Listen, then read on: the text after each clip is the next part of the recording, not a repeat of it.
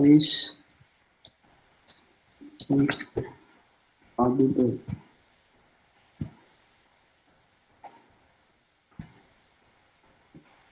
Okay.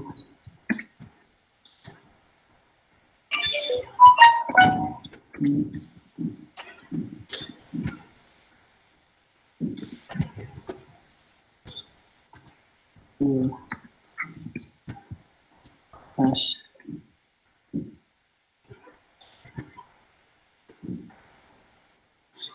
Okay, fine.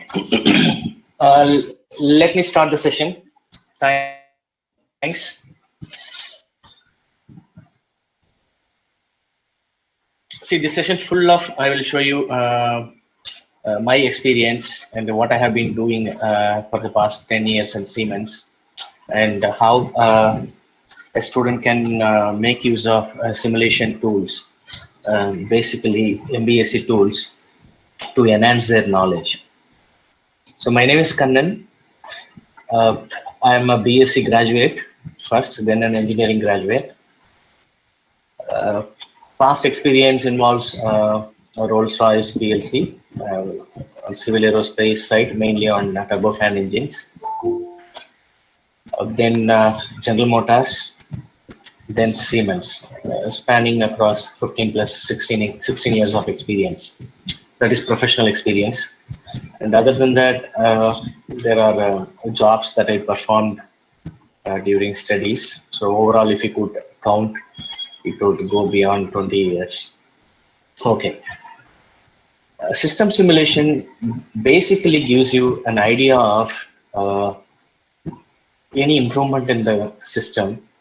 You take any system, automotive or aerospace, or even space propulsion, anything that you come across, or if you want, you can also innovate something new. There is a lot of things still we can learn, even though I have with this software almost 13 years working. The software keeps on growing, and I'm unable to meet the level of expertise that industry demands. Okay. Now, basically, 1D system simulation is nothing but a group of libraries. You could see here. This is mainly on automotive side. Let me put all the libraries so that you can see everything.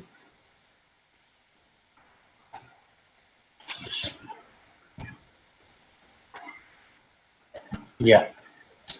So starting from mechanical, IFP drive is nothing but vehicle performance modeling, engine performance modeling, IFP engine, and the CFD 1D.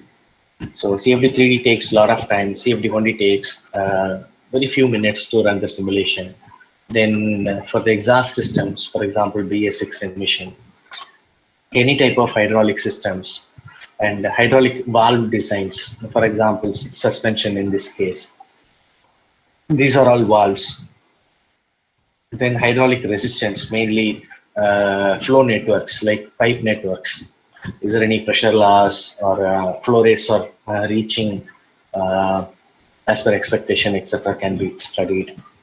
Then you have many libraries. For example, filling, how much time it takes to fill the network. Then you have a thermal library. Thermal library consists of everything that relates to thermal, for example, convection, conduction, radiation, free forced convection, and a lot of heat exchange phenomena can be studied. Thermal hydraulic, similar to hydraulic, you have a thermal hydraulic where we also consider temperature. For example, in hydraulic, we consider only pressure and flow rate.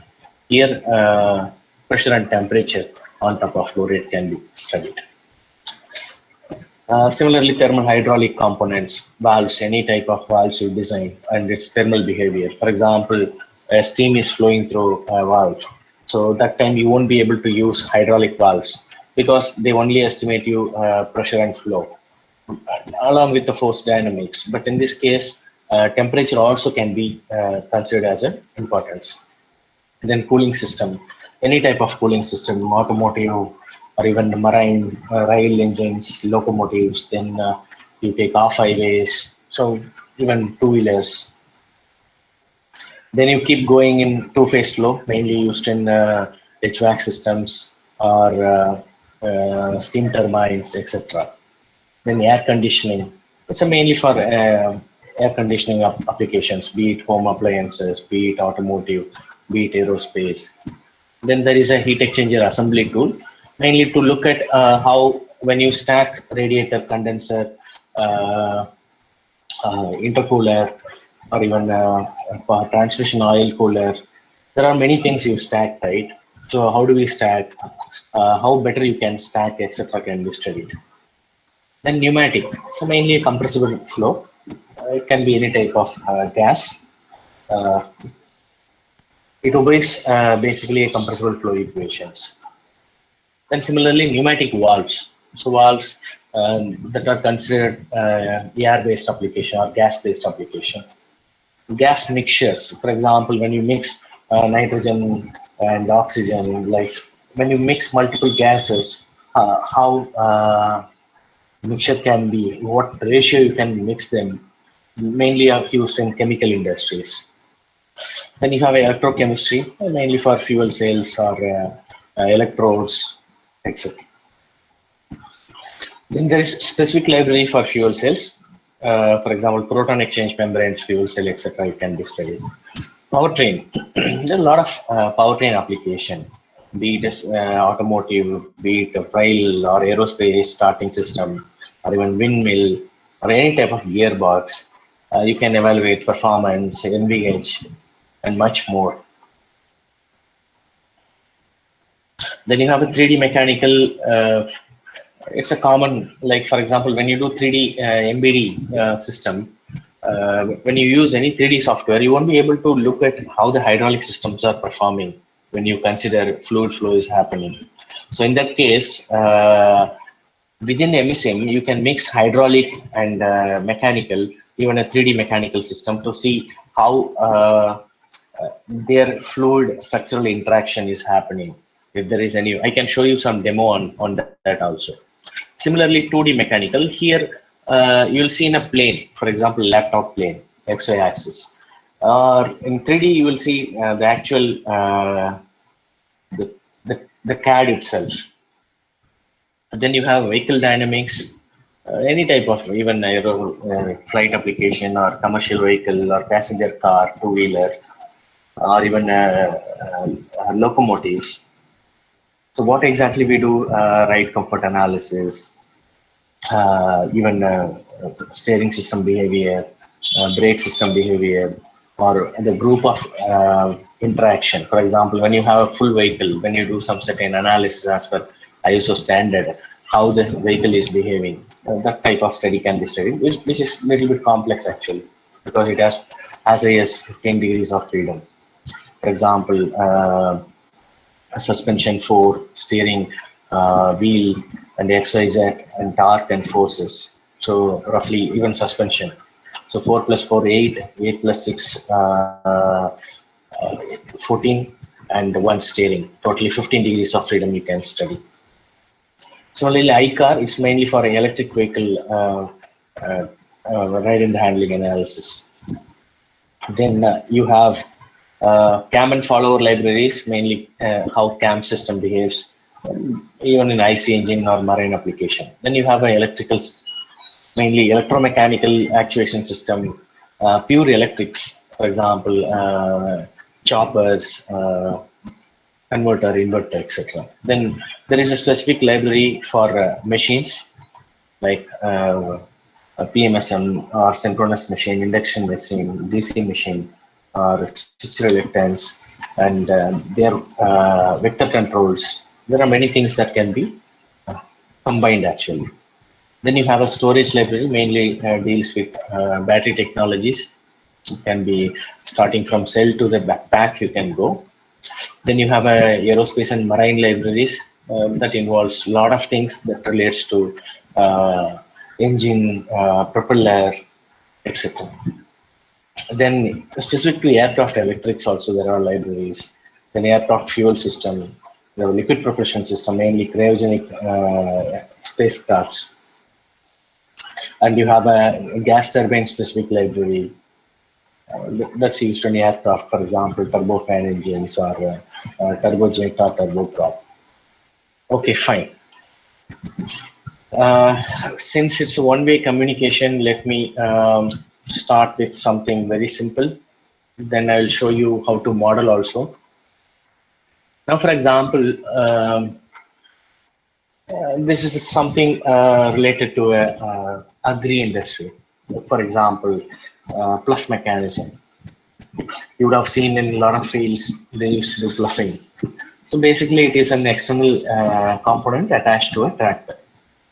Now that I have simulated sometime before, just to ensure what is the loading criteria, whether the valve is behaving properly, or how do I create a load sensing valve. If it is overloaded, the plug should lift to an extent automatically, etc. So let me run this model.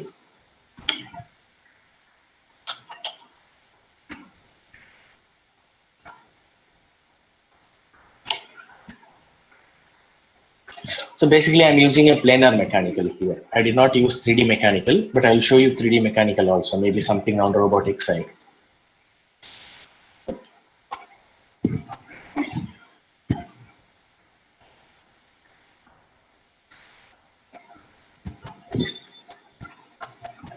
Now this looks okay to me. So it's lifting and dropping. It depends on the load that we apply. Now, what the good thing about is the hydraulic system is modeled here, the valves and a jack and pressure source directly. So I can extend this to a tractor itself, and the source of flow is nothing but a pump I can add. So this is a standalone system, so I did not integrate actually. So why do we do this? So for example, if I click this, it will show you, okay, this is an arm. So each and every component, it will highlight in the model. Now, what is the load I have mentioned, for example? So the parameters are input to a component. Now, for example, in this case, I mentioned 1 ton load. So what is happening to my pressure on the valve side? You can see there are a lot of pulsation is happening, because this is nothing but I would say the load from the pluff is transferred to the fluid side. If I have less load, then I have a less problem. Now, for example, if I want to run a case of, for example, let me put the load.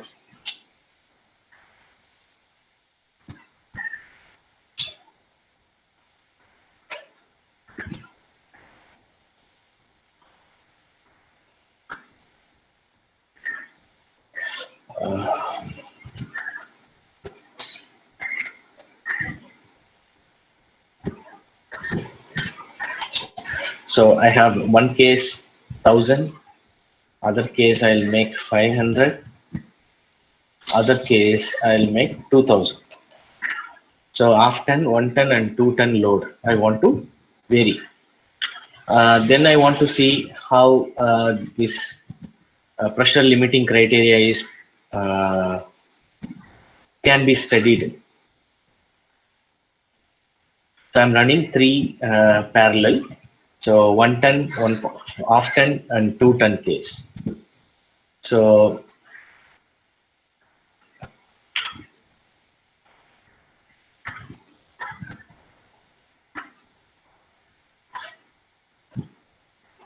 let me go to pressure side. Let me plot all the 3 cases. You can see my limiting pressure is nothing but 190 bar. But when I apply 2 ton load, the pressure on the jack side is reaching as high as 275 bar, meaning the pipes are something that could break soon. The second case is 1 ton, so it looks like it is within the limit, so 150 bar. Half ton still better. So don't look at the graph. The graph based on the print interval. Let me put this way, so you can see a better graph actually.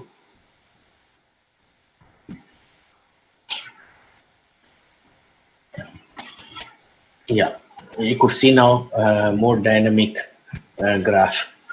So it goes as high as 280 bar, then 145 bar.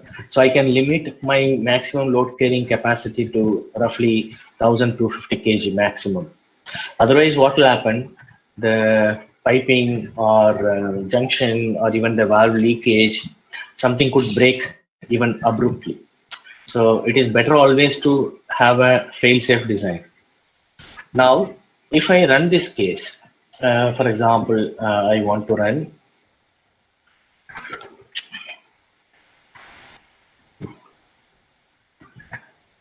two-ton case.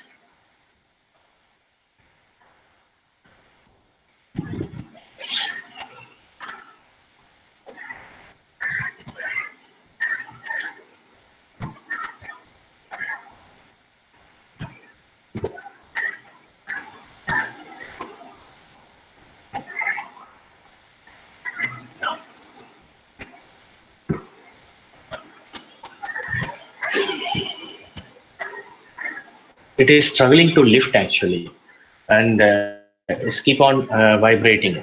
But when it falls, it still works. So the joints, the couplings, there is a maximum chance that they fail sooner actually.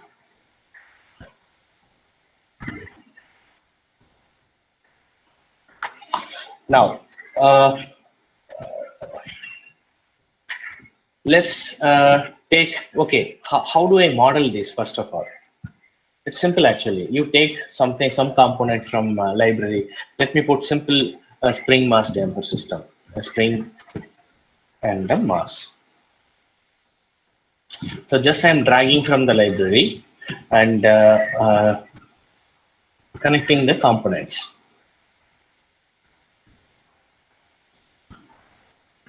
Let's take this way. So I could see clearly here, there is a spring and damper. I have a mass. Now, the mass is 100 kg. Let me put it's 90 degree, and I have a stiffness and damper rating.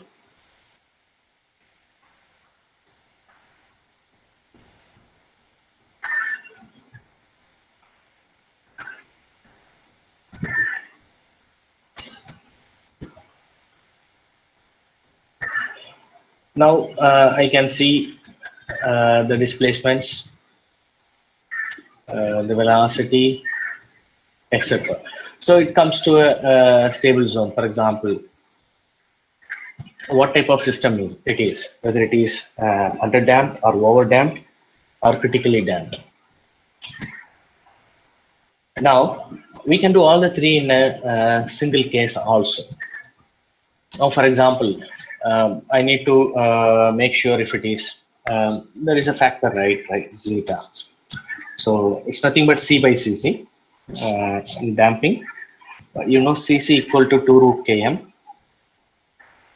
So C by 2 root Km. So I have all the parameters. For example, I have C, that's a damper rating, and I have a stiffness, and I have a mass. All the three are there. So I can find the zeta easily. So how do I find that?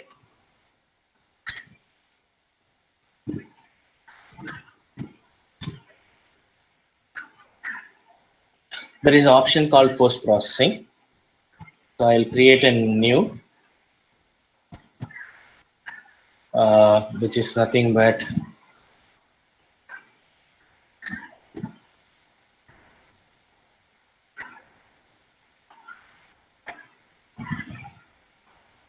currently it is 1000 divided by 2 into 100,000 into 100.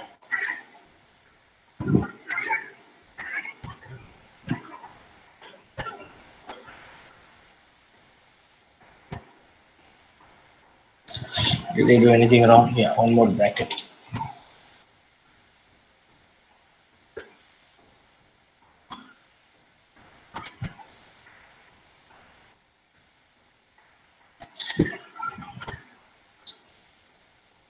So I have a value here. Just for example,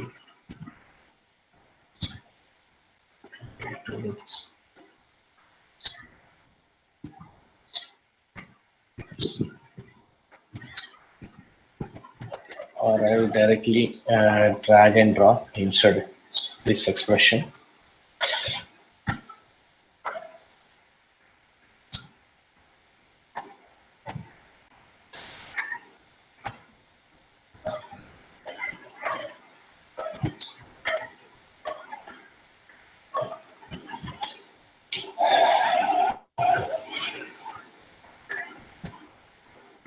Yeah, divided by 2. Okay.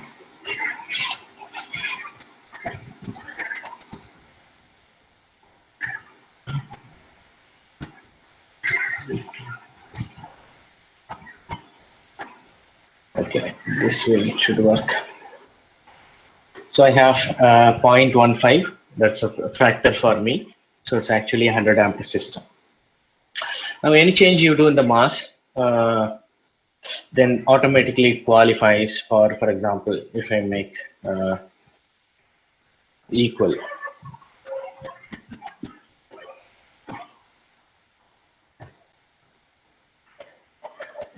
So it's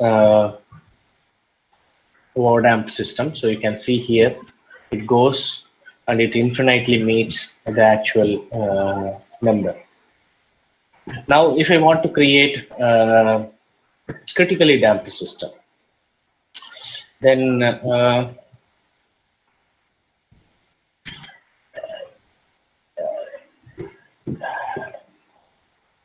eta should be 1. So the C by 2 root km value should be 1. So all these are difficult here, but there is an option to define this in a global. So what we do here in global parameter, we'll create Z, or I would just create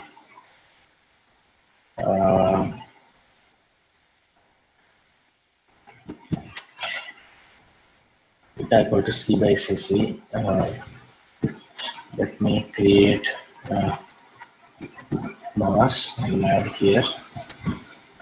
Then I'll add K. Yeah. I'll create M K C.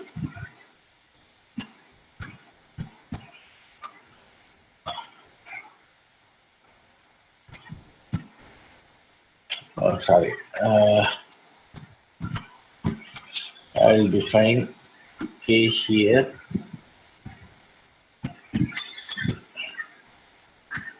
Spring rate scale. C dam. Okay. It's taken as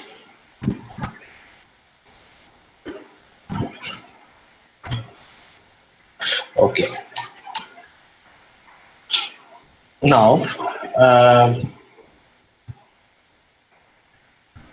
I can define, let me put zeta value 1. So I can define Z times 2 into square root of K into M. So now I have made damper rating here. So if I want to critical, if I put 1, automatically it will calculate the damper value. That's what we are doing here now. For example, if I want to have, it's not showing anything. Okay, the current value is 1, 0, 1, minimum 10, 10.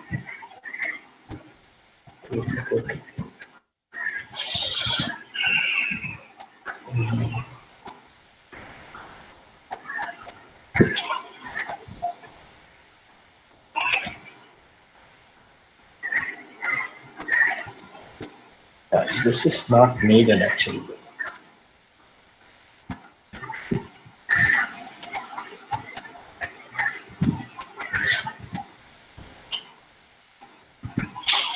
Yeah.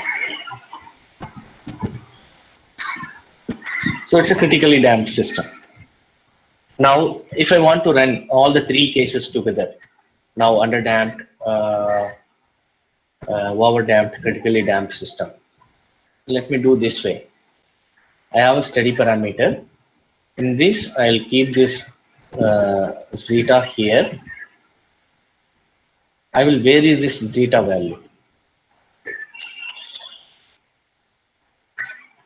So 1.1, 10.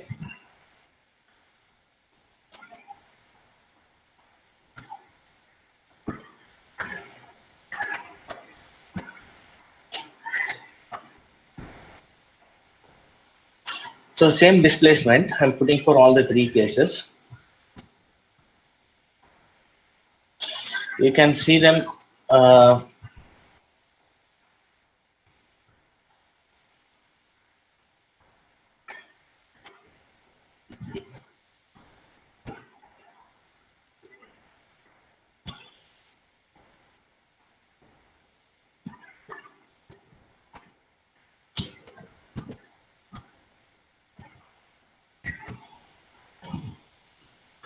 Okay, dark theme.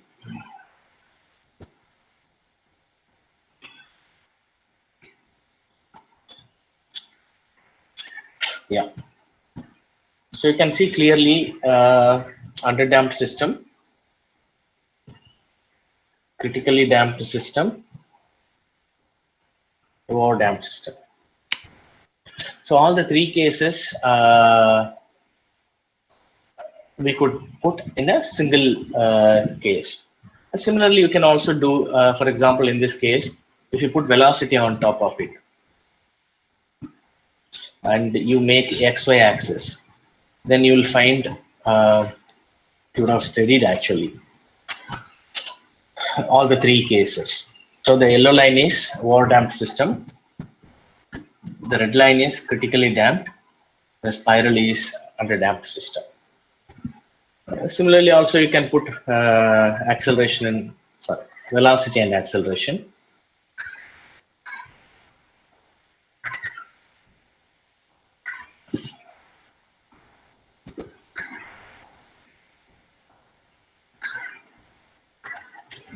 Now, if I want to make k value into 0, for example,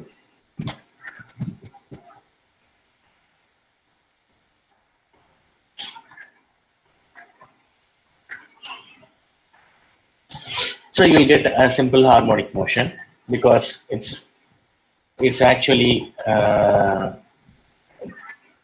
no friction, I would say, or it's keep on oscillating. So it's nothing but a spring and mass system. But if you have any resistance in the mass, for example, if you use any friction, then automatically it disqualifies simple harmonic. For example, let me put only one.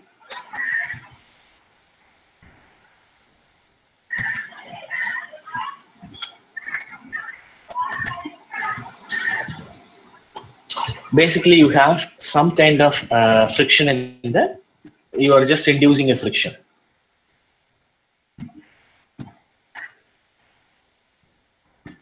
Sorry. Okay.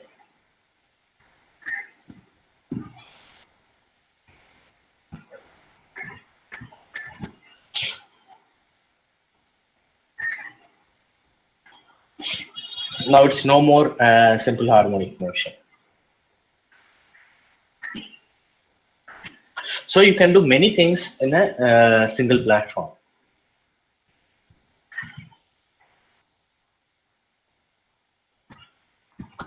Now, similarly, you would have seen suspension is widely used in automotive. This is a twin tube and monotube suspension. Same, what we look at in two-wheeler, for example.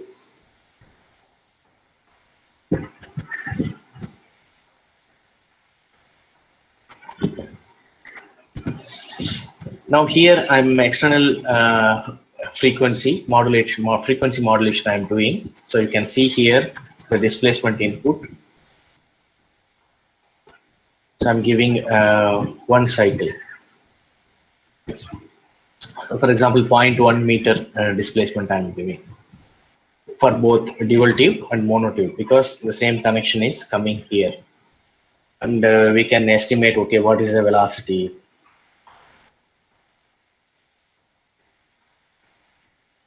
So this is a speed with which I'm giving in. So this is normally a suspension characteristics. Usually they do with force and velocity. And the pressure in the chamber and how the volume variation happening, etc. Then displacement. This is a good curve actually. So normally it should go like this at the end. So this is coming because I'm giving a disturbance actually, but you should not consider this line, but actually this characteristics is enough. So what we do here, we model the complete suspension in MSN. So for example, you have the cylinder, there is a friction actually, and you have a relief valve, and you have a,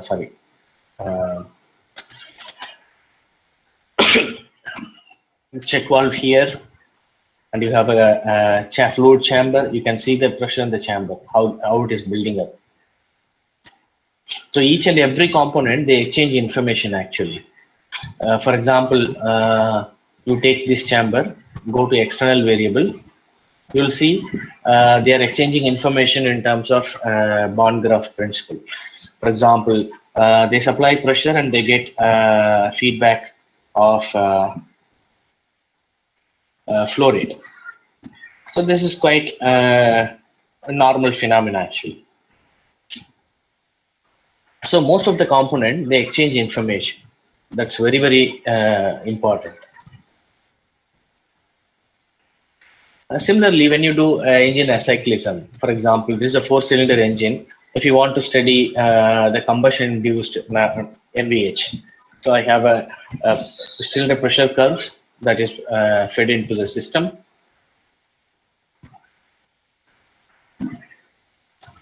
And I have each and every cylinder.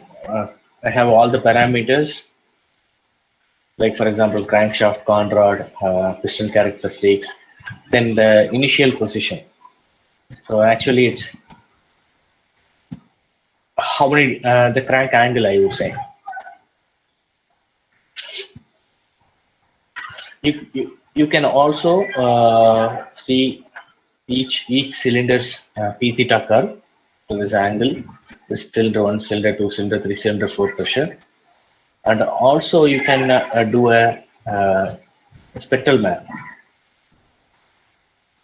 or I would say waterfall analysis. So you can see you can track the orders actually, combustion orders.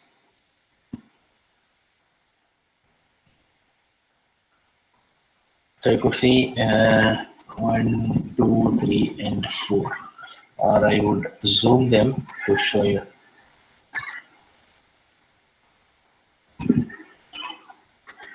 Yeah, you could see that. So you can also do NVH analysis. So similarly, torque, the torque curve little bit different than P theta curve. Yeah, like this. So you can also put speed versus torque.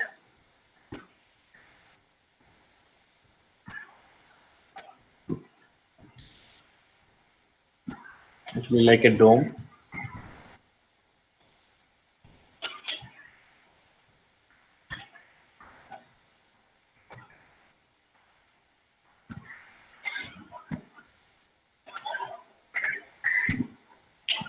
Then further, let me go to,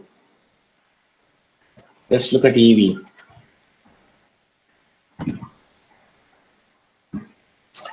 So these are combination of libraries. For example, I've taken IFP drive library, a driver model where I could get, that is this library, IFP drive. I have a driver, I have a type of engine, electric drives, transmission, vehicle load, exhaust system, everything you can get it here. Now I have a driver, I have a car, electric motor, I have a battery pack. This is the first level, pre-sizing, I would say. You have an idea of a car that you want to design and see whether what is the range, uh, what is the acceleration, is the motor is sufficiently enabled. So you are giving very basic parameters here in this case. So what is a max power, max torque? For example, max torque here in this case, 200 Newton meter. And max RPM maybe something around 6,000 you would give, or 12,000, yeah. Now, and similarly for battery, you will not be giving too much on the cell size, etc. Instead, you are giving open circuit voltage and nominal capacity of the battery and the initial SOC. So here you will get an idea of how my vehicle, for example, what speed it is picking up, what is the SOC at the end of cycle, how many kilometers it has run. So you'll get a lot of information. For example, how much range I can expect in worldwide light transportation testing cycle. So for example, I have required is 250 kilometer range. I'm getting 261. Okay, fine. It may be an ideal case. How the vehicle is following up the cycle, the driving cycle that you want, that actually the driver want to drive that way. So we are predefining that. Okay, it is following. What is the max speed? What is the max? I mean, 0 to 60 time, or 0 to 100 time, 80 to 120 time. So how my vehicle is behaving, those characteristics you will get it in the first level early sizing model. Very simple, nothing, not too many details. Only vehicle mass, the battery mass, and passenger mass. That's all, and you'll get some wheel characteristics, wheel radius, tire width, etc. Similarly for the machine, max torque, max power. Now this is first level. This is done. Now let me go to the next level. So one is sizing. Then I want to predict the range now. Now I have a low voltage battery for auxiliaries, electrical auxiliaries, then actual battery, and I have a charger, and I have a machine remaining all same. So now in this case, I want to improve the range.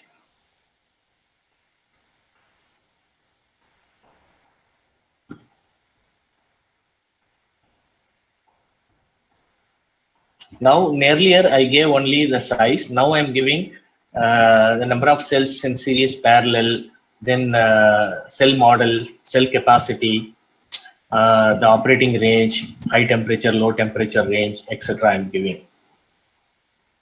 There are options here. There are a lot of apps associated with the machines, usually. So the type and the type of cell database, the characteristics, everything you are defining here. Now, there are multiple scenarios I have kept. So WLTC cycle. So the follow-up. So these are two. One is that the cycle that I defined. Other one is my vehicle is following up that cycle. That's what important. So two lines are overlapping, meaning what I'm doing is almost right. Then the range, the vehicle total distance covered, it's almost a 200 kilometer range. The SOC coming to 20, close to dead zone. Okay, fine. In real driving scenarios, so there are many more in-depth analysis you will get. This is fast charging, how much time it takes to charge. Battery thermal side. What is the battery heat flow rate? So you could see here 1800 watts. So this is the second level modeling. Now third level, I can go to vector control or torque control system, or in even little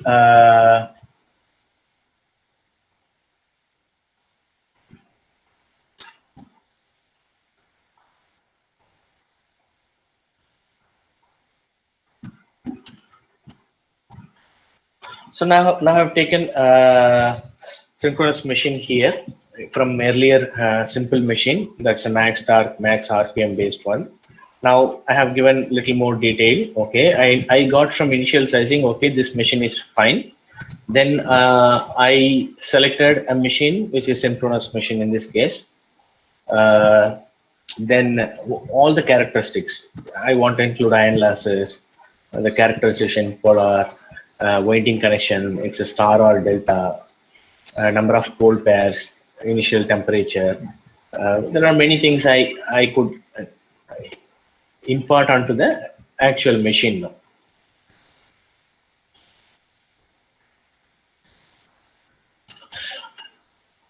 Then I have torque control system.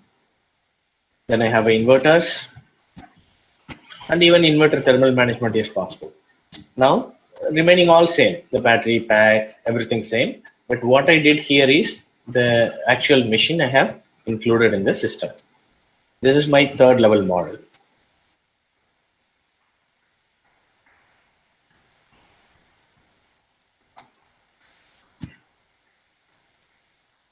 Remaining all same, the driver is same, the vehicle remains same. The only thing I changed is the machine side.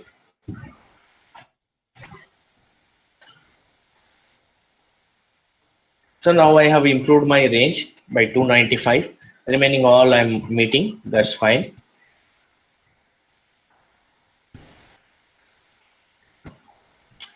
Then the WLTC cycle, yes, is following up, max speed, steep slope, time to reach 60, 100, 120, fine, everything is fine for me.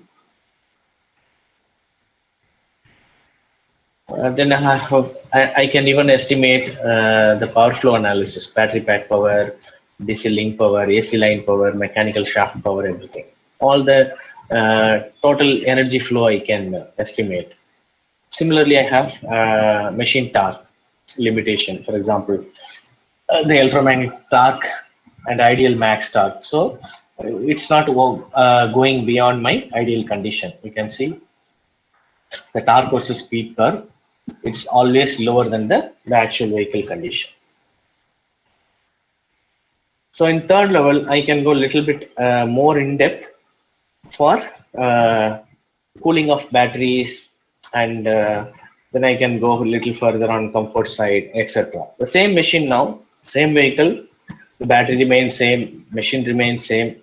I have only the HVAC system is included in the system.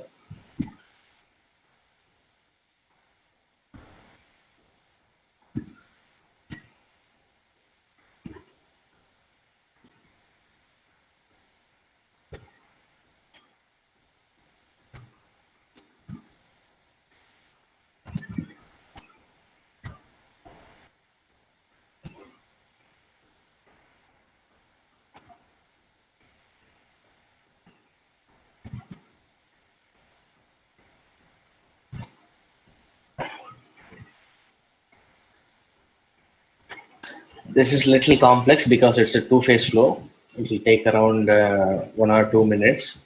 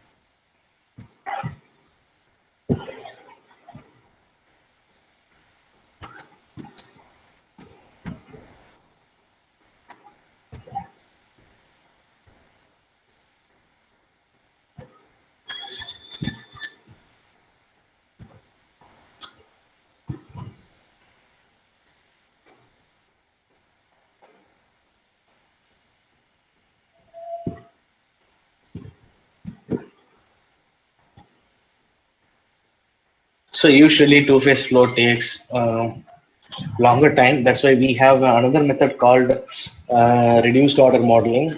What we do there is we include a neural network in order to reduce the time taken to run the simulation and also make it more of real time.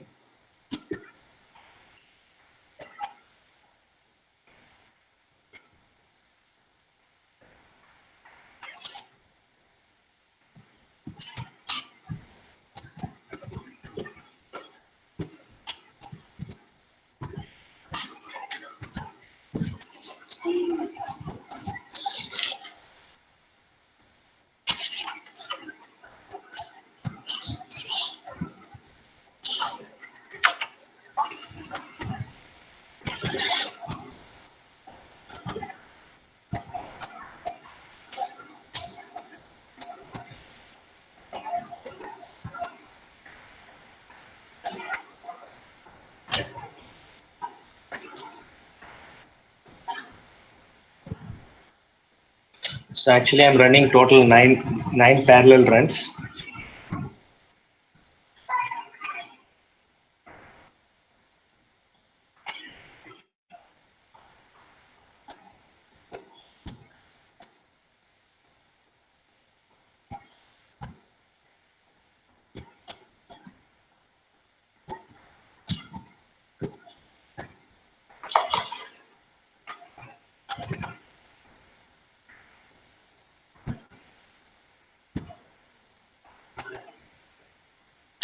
Here we are setting a PLC based controller because I want to maintain a cabin temperature of 20 degree, and I'm starting the vehicle at higher temperature, for example 30, 45 and 65 degrees Celsius initial temperature, because I want to ensure the battery is cooled sufficiently as soon as possible.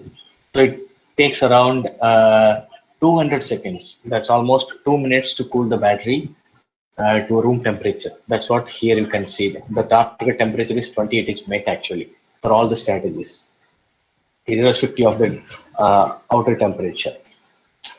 Then you have another strategy, but it takes a little bit longer time. Then strategy 3, it's okay, but all of them are, this is over cooling, thereby taking a lot of energy and overshooting also. So that we don't want. So strategy 1 is sufficient enough. And then we have cabin comfort side.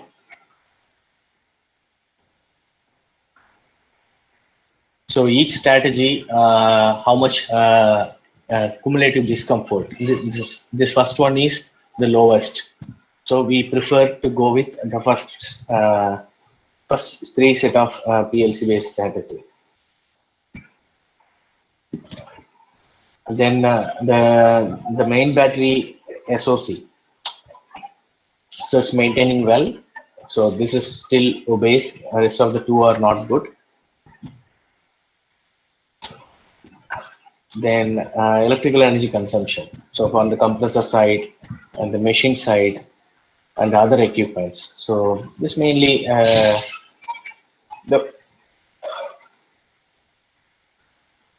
the energy consumed by HVAC compressor, I would say.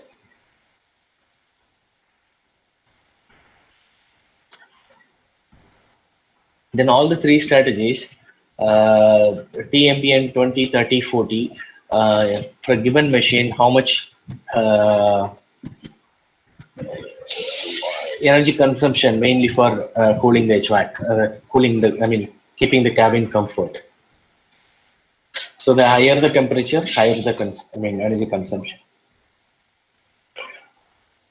So similarly, you can also look at, for example, in this case, cell temperatures, battery casing temperature, and also, for example, casing temperature. You can see here.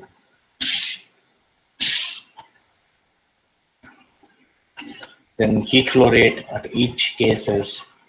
So everything you can predict very closely and accurately. This, this is a cabin, and I have an evaporator, chiller, then a thermal expansion valve, and I have a condenser. I have a HVAC pump. So HVAC pump is driven by an, you can see here, this line. This is an auxiliary motor.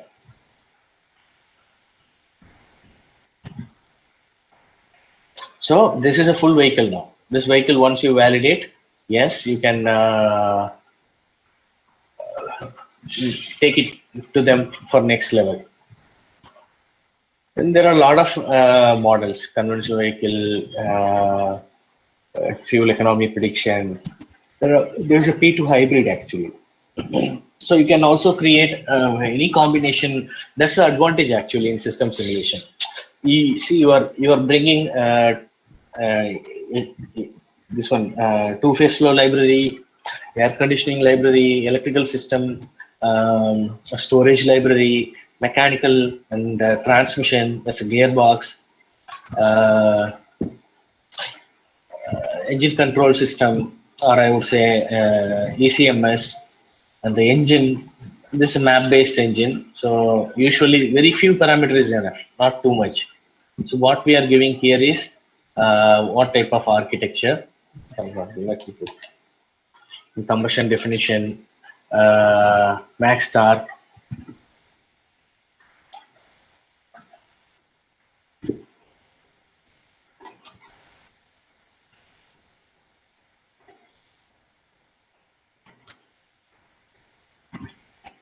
So very few characteristics that enables you to create the tables, everything. If you have the data, that's fine. Otherwise, you can easily create with the spec itself.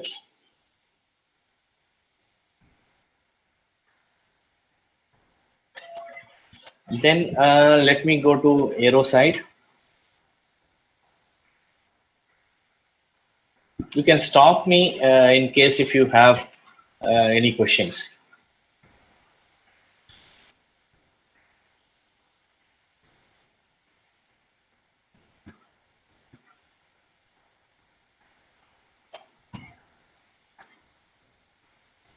This is actually an aircraft dynamic model. So I have engine, I have a flight dynamics icon, and other landing gear and other system like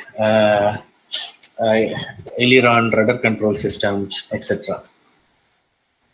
Now let me run this model.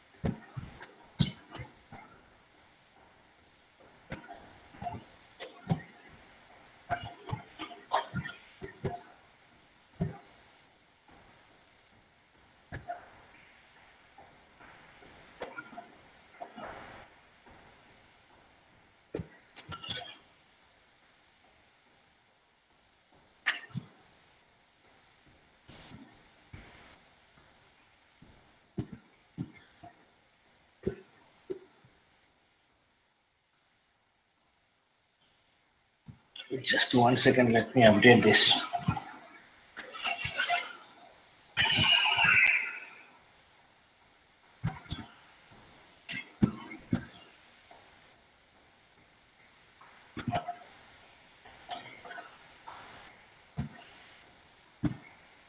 Okay.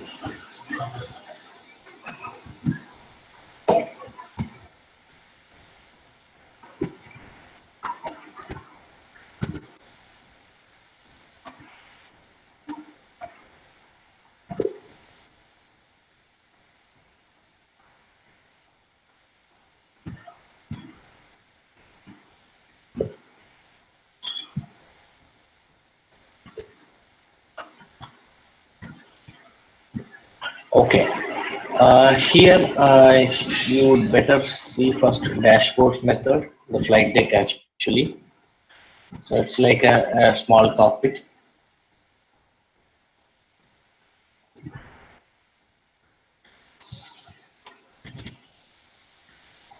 So this is nose landing gear, right and main landing gear, left hand main landing gear, and brakes if they apply, and other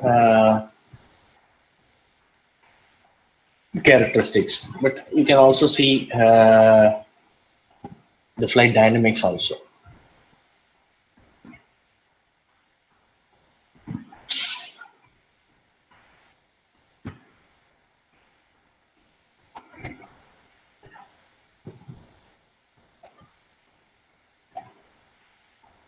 So this is during landing phase.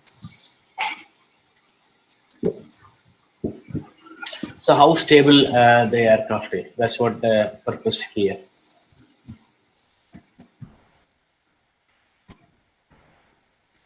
Similarly, on the engine side, I kept it open. Yeah.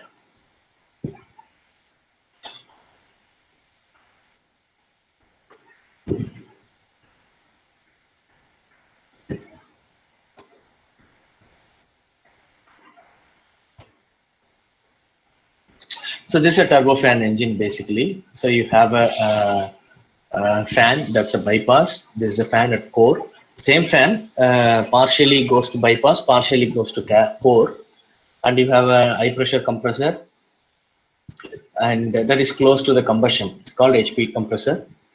This is LP compressor. Then you have a HP turbine, LP turbine. So LP turbine is connected to LP compressor and fan. HP turbine mainly connected to HP compressor. Then you have a combustor. Now, mainly what we do here, the altitude characteristics. For example, starting the engine, then you have a low idle. That's aircraft stands still. Then you have a high idle. That's mainly to taxiing from airport to the main runway. Then you have a takeoff. Then you have a climb and cruise, then descent and taxi, landing. So all the cases, what is the overall performance? For example, each HP compressor, what is the pressure? So we are not designing here. Mainly, we are dealing with a torque, RPM, what is the pressure?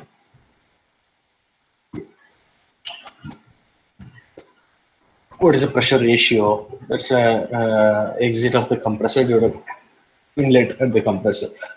Then you have a characteristics maps. Usually you have a pressure ratio versus corrected mass flow. That's a P2 by P1, m dot root T by P. Then you have a surge line, stall line, and you have a constant RPM line. So these lines are constant speed line. So the more it close to the stall line or surge line, the better it is efficient, I would say, because they are linearly with pressure and mass flow.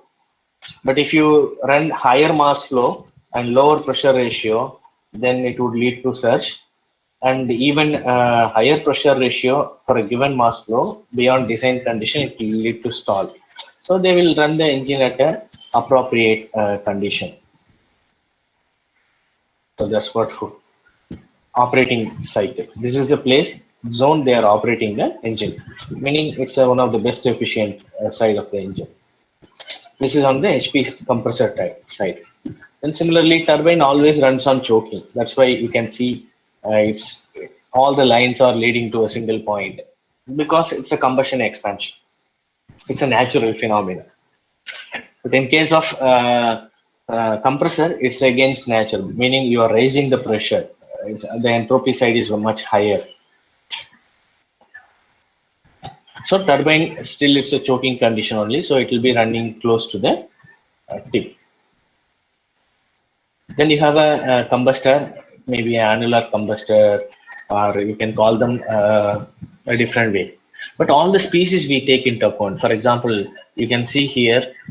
Uh, so you take a combustion. What is meant by complete combustion? A fuel mixes with oxygen to form carbon dioxide and water. That's what. But by default, the nature has highest level of nitrogen. So you get carbon monoxide, carbon dioxide, oxides of nitrogen, and even some soot, etc. So that's why by default, when you consider the fraction of nitrogen to air combination, you get, even in this case of complete combustion, you get N2 as a byproduct. Now, in a transient case, for example, off design condition, meaning off design means you run at takeoff, landing, all the cases. Instead of steady, I would say. So these all N1, N2 compressor or turbine speed. Usually, the larger the fan is the lowest running, lowest RPM one. The smallest the size, the higher the RPM, basically. So you take this way, you know Mach number, right? Speed of air divided by speed of sound. So speed of air is nothing but I would convert them into equal to the speed of pi d n by 60. So you cannot raise both d and n. Ultimately, it leads to higher Mach number. Thereby, it may leads to shock or flow separation in the blades. So the pi d and n, no, they keep almost constant. You raise the diameter of the fan, reduce the RPM. That's why the front dome goes like a cone, and the turbine side expands actually. The purpose is the HP compressor runs at a higher RPM. That's why the size is much smaller in terms of design. Then you have a turbine inlet temperature.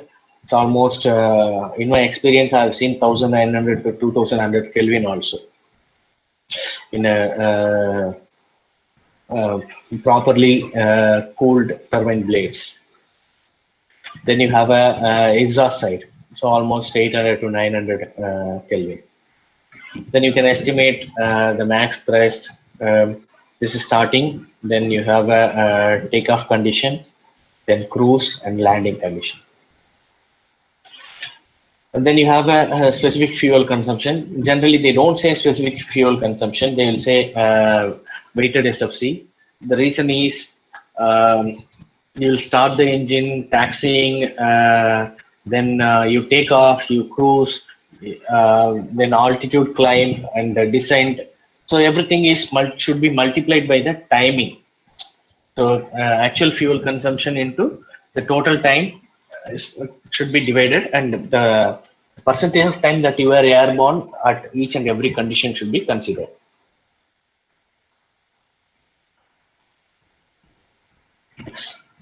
So not only turbofan, you can do a turboprop, turbojet. All the cases are possible. The only thing is they differ is the altitude and Mach capability. So when you look at ramjet or scramjet, they fly much higher because they don't need what I would say higher thrust or higher air dependency. The more the air dependency, for example, turboprop, they run at lower side. So mainly they decide altitude Mach capability. In this case, turboprop, you have a fan. So in fan, you can basically define the propeller radius. There are tables. So if you have any measured data, for what they call wind tunnel measurement data, you can include them. Then the aircraft mass that actually we need to consider because that's what it is trying to move. Then directly it has HP compressor, HP turbine. Part of turbine, the main turbine runs to ensure there is a LP turbine that is driving the fan. Most of the power is transferred.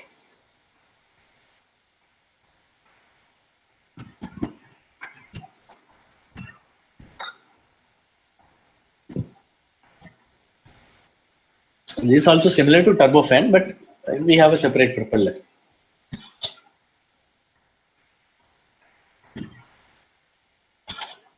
The altitude, see, you can define the mission profile.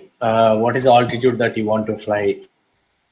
Each phase, what type of atmosphere model you want to use, etc.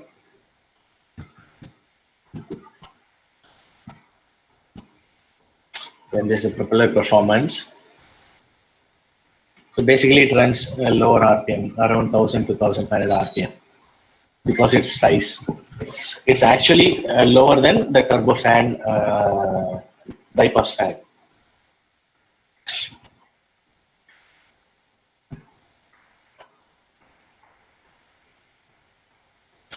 Then you can compare with spec what they design. What, for example, the aircraft frame maker may ask certain spec. So the engine manufacturer should meet the spec. So are they meeting the spec? If at all they meet, how much time it takes to meet in transient case?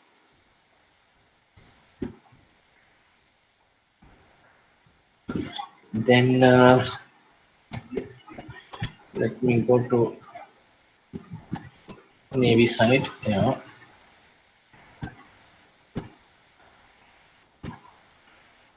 Yeah.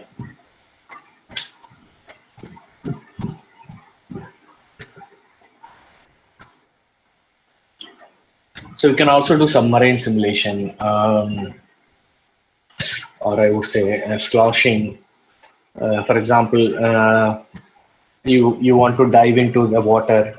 For example, submarine. How much time it takes to reach around, say, example, some 500-meter depth. So what is the mechanism that is used actually? They remove the fluid. There's a water filled in the front side. Maximum when you dive, when you get into deeper. So when you want to come back, they will empty the water in the front and make it filled in the back by using some pneumatic methods, meaning they pressurize the air they will supply in order to remove the water. Then the dynamics during maneuvering, everything can be simulated. Now in this case, the ship, usually the ITTC 78 is a standard cycle that follow. But if you don't have many data, you can go for a statistical method. Then you have wetted volume, the waterline length, how much length the ship is, almost breadth and draught. Then you have any ship experimental data. And then you have a propeller side. So number of blades, blade area ratio, meaning a disc, let's assume, out of disc, how much area is covered.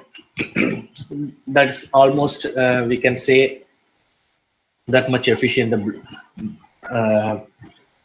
the propeller is. It's like a wind turbine, same. Then propeller dia, etc. The engine again. So if you are using diesel engine, that's okay. Some are hybrid ships. So what they do, even in submarine, in some cases, no, they will come to surface and they charge the battery. Then they'll dive down actually. Then the battery power is used to survive inside. Then as soon as the battery is discharged, or before getting fully discharged, they'll come to surface and recharge again. So that's one way of having a better, I would say, the noise or frequency reduction, or ensuring the more efficient The operation also quite easier. Then the other things like scissor lift mechanism, for example,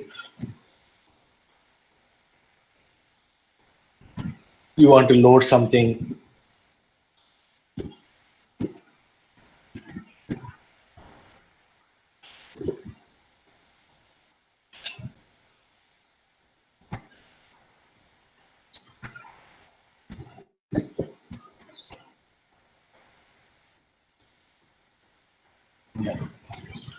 So these are purely planar mechanical and hydraulic systems. Then we have these all. I will leave it.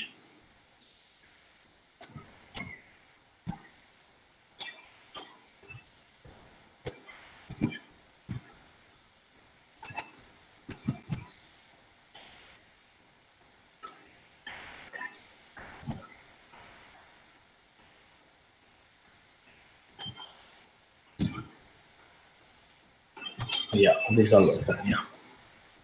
So this is an electric haul truck. So this is one of the best way of having a electric truck. Why? Because they have a regen option actually. So what it is used, you charge once and get it regeneration recharge battery for that reduces the number of cycle you want to charge. I mean the charging cycle that reduces. For example, you climb the hill, you come down from the hill. So the region itself sufficient to recharge your battery. So that's why nowadays the what I would say mining industry they are looking at, or coal industry they are looking at having an electric haul truck. So mainly all wheels are driven by electric machine. You have engine, generator, then you have electric machines, mainly for auxiliaries and main drives, and then you have a power management system. So this is almost quite a large truck. You can see here almost I would say 300 plus ton weight.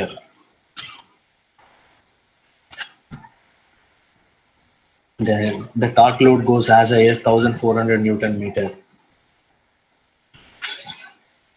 Uh,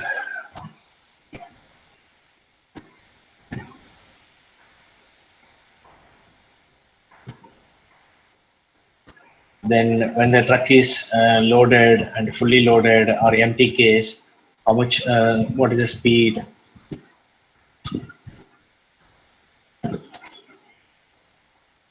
So you can make this pure electric just by removing engine. See, we have studied both, but this is engine, but instead of transmission, we are using electric machine, generator and motor. But you can also have pure battery. So when we studied this, first we included the actual engine, then we removed this and put a battery pack.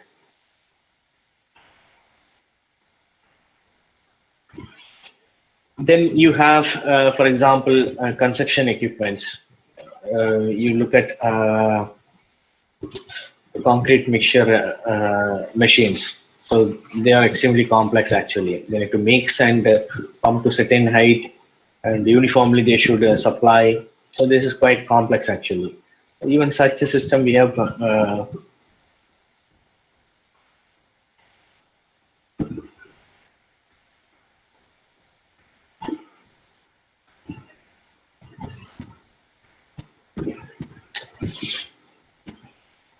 So it's running actually.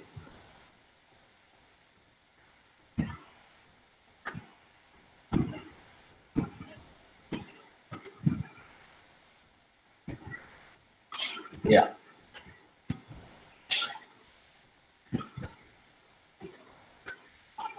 Then you have a loader crane, mainly a vehicle that is having a self-loading capacity.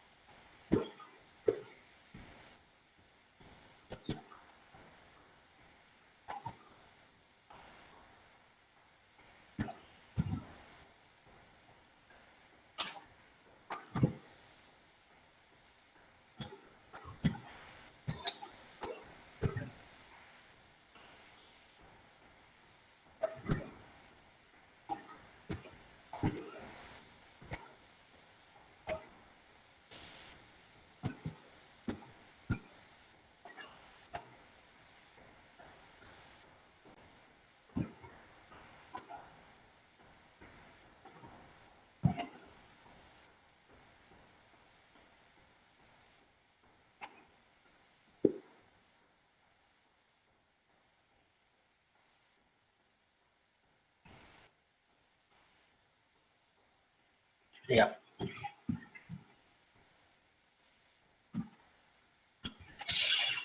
Then you have a mobile hydraulic actuation system, for example, excavator or wheel loader.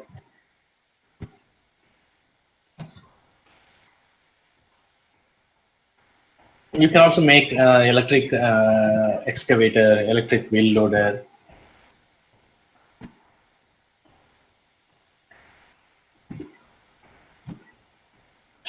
And they call them lorry loading cycle, load, unload, going to load, loading, unloading, coming to rest. So this is basically they define this as a lorry loading cycle. Each and every cycle, the cycle that is defined in red, and how the system is behaving in an actual dotted line. So there will be a small transient can happen in the flow rate. So the good thing in the simulation is it will show you why there is a slight peak in here. What makes it such a cases? Why here? And why there is a flow rate oscillation here? So everything you can study jack forces. You can see there is a continuous increment in jack force. Maybe why this is happening? Is the bushing is right? So simulation helps in a number of ways actually. For example, I have a lot of even technical papers from India, also from I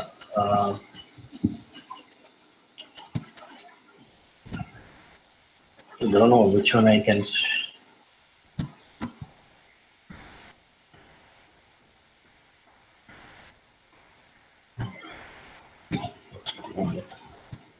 Hydromechanical transmission. Then you have vehicle dynamics. There are so many papers. Uh,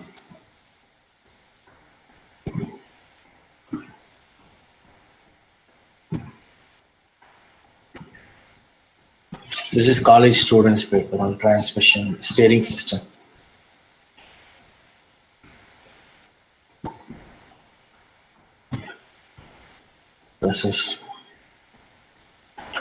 This is commercial vehicle brake system. That's a pneumatic brakes.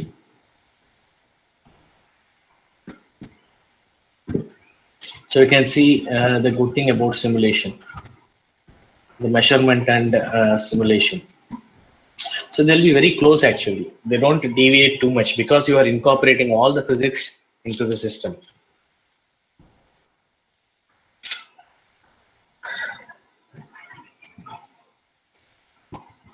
In the brake system.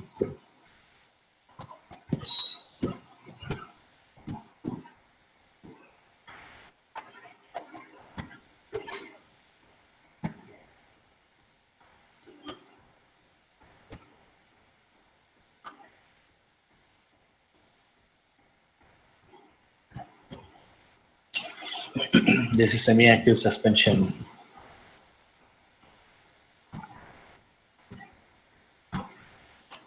There are many papers. This is related to vehicle dynamics. Similarly, you have a transmission.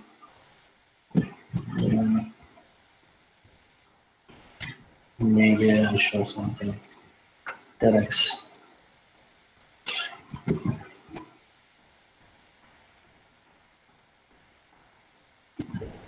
So 35 ton, 42 tunnel.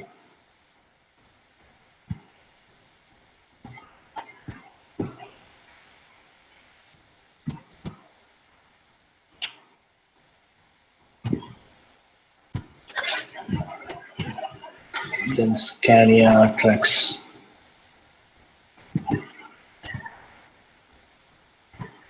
So this is complete truck model. So engine, clutch, gearbox, propeller shaft, the central gear or differential, I would say.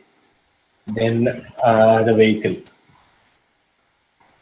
So in a single model, you can do all things. Either you want to do drivability, losses, NVH, maneuvering.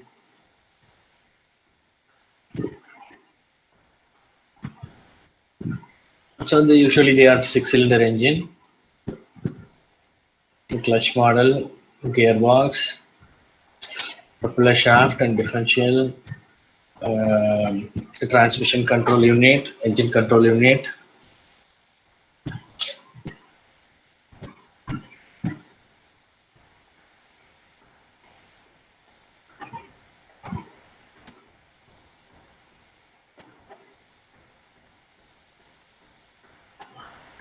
And this is Hakko.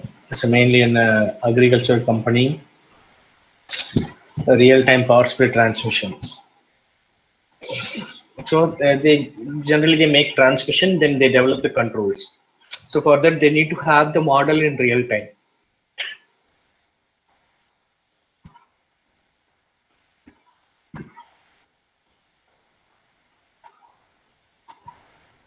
So to export into hardware in loop, they make the model to run on fixed step integrator and bring some controls. If the supplier gives in a Simulink or a C code, you bring and import the control into MSIM,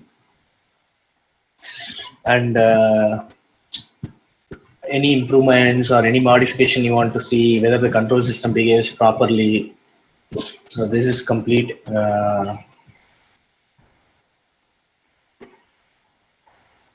model, including transmission control unit.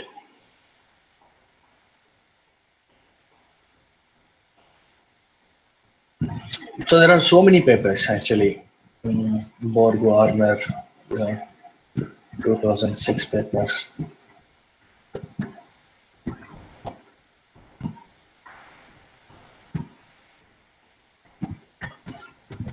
Similarly, on EV side, railways, marine.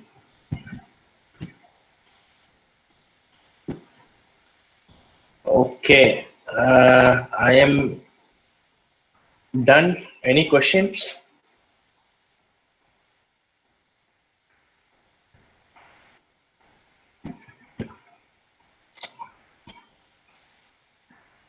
Thank you very much, Kanan sir. Am I audible to you, Kanan sir? I think there might be.